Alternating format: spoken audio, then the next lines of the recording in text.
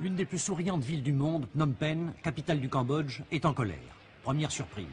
Seconde surprise, cette colère est dirigée, indirectement, contre l'homme avec lequel ce pays s'identifiait depuis plus d'un quart de siècle, Norodom Sihanouk, roi de 1941 à 1955, et depuis lors, chef de l'État au pouvoir apparemment sans limite de droit ni de temps. Mais pourquoi ce prodigieux retournement? Pourquoi vous faites cette manifestation? Parce que nous avons la colère en les Vietcong qui occupent notre zone frontière. Quels sont vos ennemis, les Américains ou les Vietcong? C'est tous les troupes étrangères qui se trouvent en face de nous.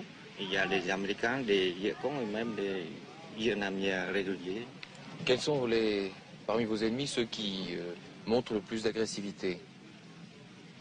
Ce sont les Américains et après les Américains, ce sont les Vietcong.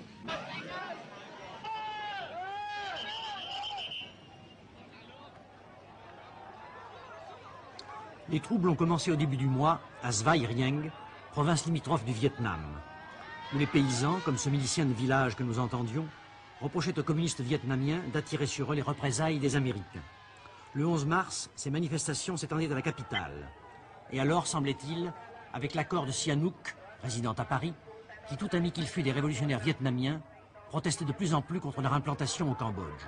Trop tard pour lui, car le général Lon Nol et le prince Sirik Matak, anticommunistes fervents, avaient eu l'idée d'utiliser cette animosité populaire à l'égard des Vietnamiens contre le prince Sihanouk. Voilà les auteurs du complot. Le général Lon Nol, les bras chargés de fleurs, et, un peu plus tard, nous verrons le prince Sirik Matak, cousin de Sihanouk. Voilà le prince Sirik Matak et le général Lon Nol. Nous allons entendre le prince Sirik Matak expliquer l'opération au lendemain des manifestations du 11 mars, à la veille de la destitution de Sihanouk.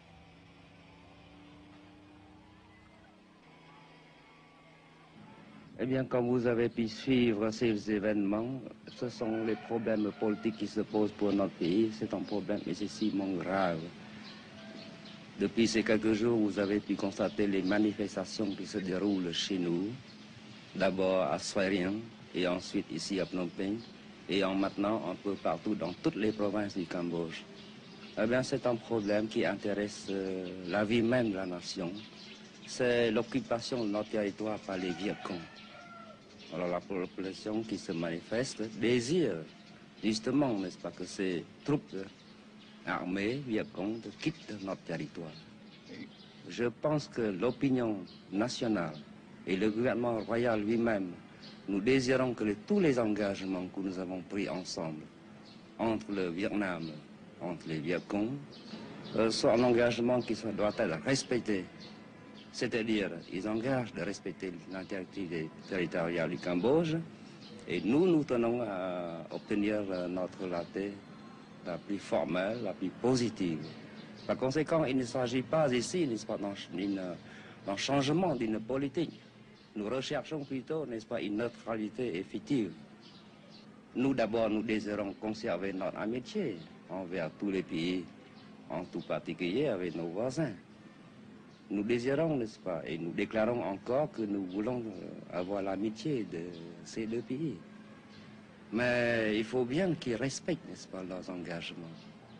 Le territoire du Cambodge n'est pas un territoire, n'est-ce pas, destiné à faire une guerre. Déjà, Sihanouk est exilé. Mais ces jeunes filles mélancoliques, qui attendent-elles sur l'aéroport de Pochentong, aux portes de Phnom Penh?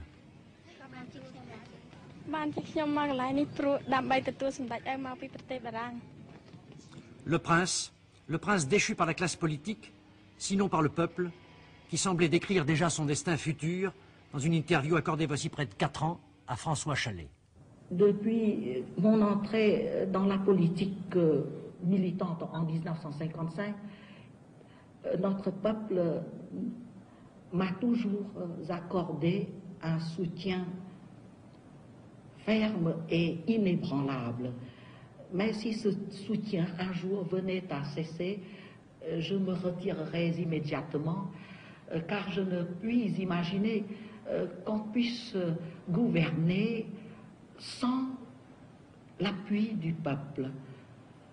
Et je ne suis pas d'avis de gouverner avec des matraques ou des baïonnettes. Fini, ou seulement suspendu, le règne de cet ex-roi, devenu plus que roi, fut l'un des phénomènes les plus étranges de personnification du pouvoir qu'ait connu notre temps. Appuyé à la fois sur les forces les plus traditionnelles, comme les bonzes du haut clergé bouddhiste, mais aussi sur le petit peuple, et pour un temps sur la jeunesse progressiste, Sihanouk avait institué le plébiscite permanent et pratiqué le gouvernement par le rire et l'applaudissement.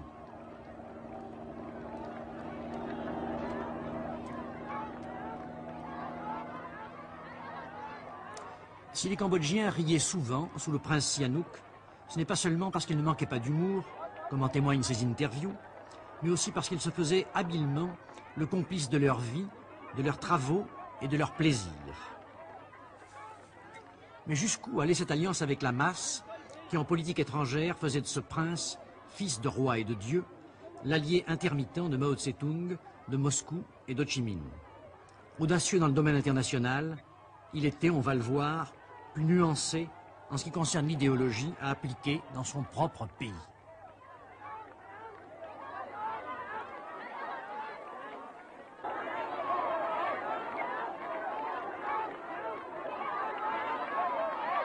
Je vais vous dire mon opinion sur le communisme. Je n'aime pas son système de travail forcé, de délation mutuelle, de surveillance policière, de négation des libertés individuelles. Mais j'admire son efficacité en matière d'édification nationale et de justice sociale par la suppression des classes et des fortunes. Je suis